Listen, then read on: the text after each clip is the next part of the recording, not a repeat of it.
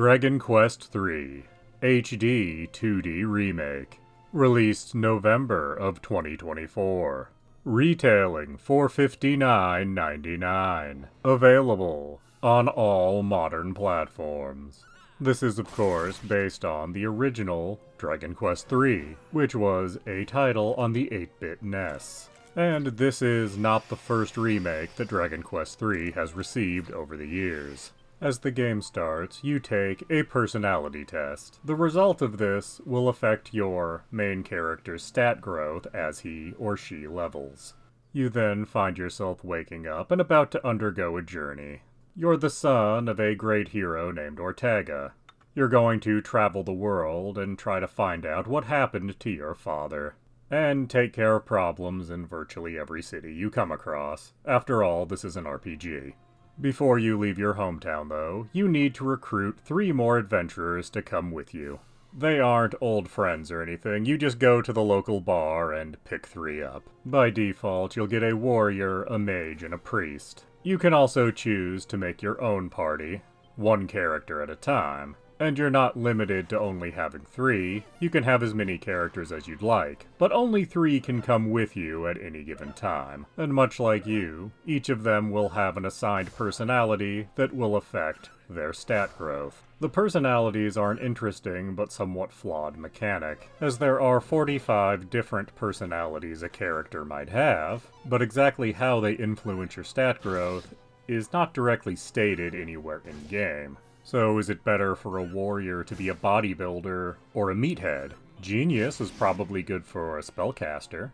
But what are clown or slippery devil good for? It is clear that some of these personalities are better for some classes than others, but which personalities go with which classes, and how much better one is than another, you're going to have to go and look up yourself online. And characters are in no way stuck with just having one personality. You can find books that will give various personalities to characters, and some pieces of equipment will completely change a character's personality.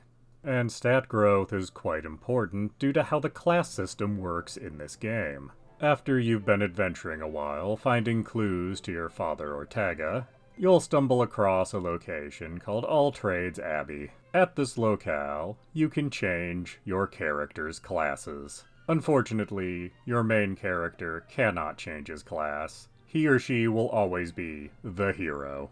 But your other 3 characters in tow can change their classes however you'd like. However, there are some caveats to that.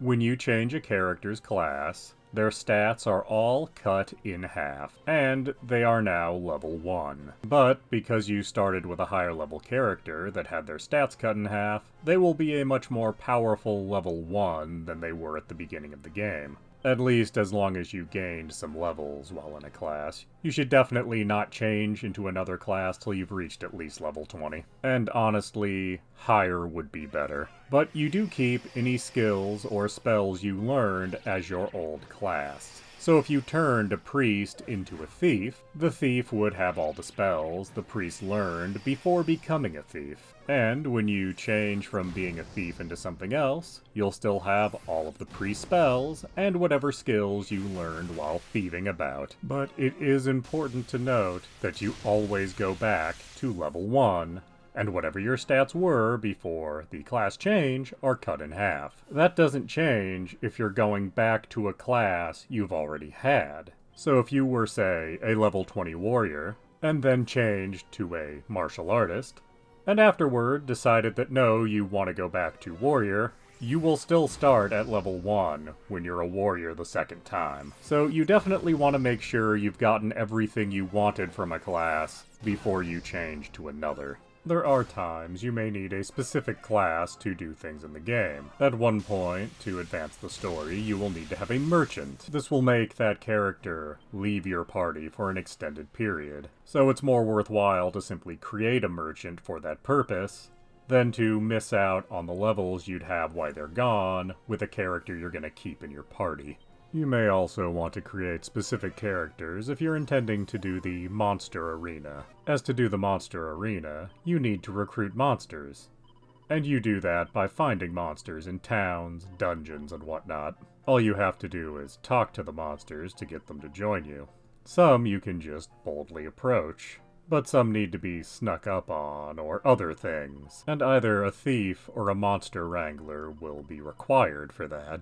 And doing the monster arena is in your best interest, as you get both items and money for doing so. And money, especially early on in this game, is a little hard to come by. So much so that without doing serious grinding, you're not going to upgrade every single piece of equipment in every town. There usually are upgrades available in every town shop, but the amount of money you get from combat will necessitate hours of grinding to actually afford everything in every town. Showing its roots as a 8-bit remake, this game is difficult at times. And at times there are even sudden spikes in difficulty, telling you that you either need new equipment or to gain a few levels.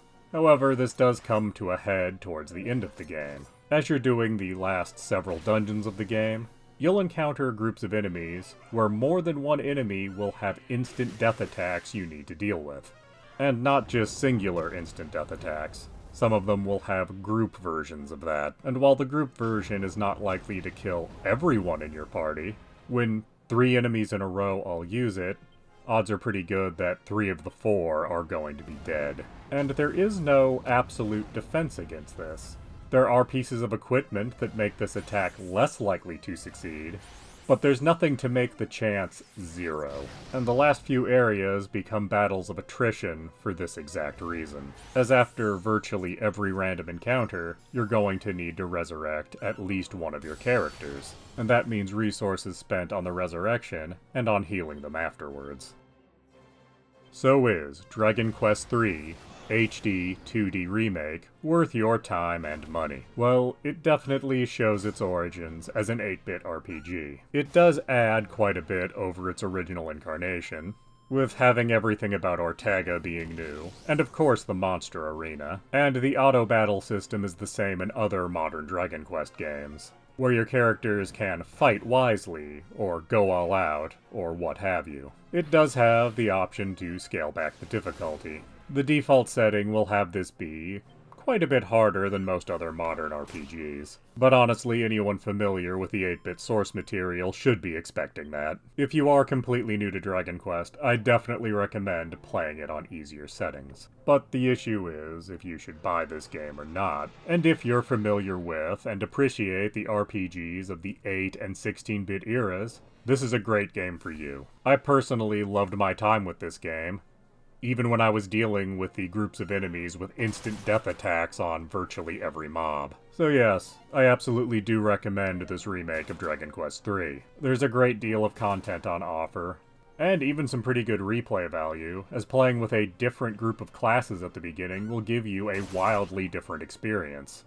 And there's also a good deal of post-game content after you've finished a run of this game. So yes, I absolutely do recommend this game, but know that you're going to be in for a challenge. Please do subscribe, comment, like, and tell your friends.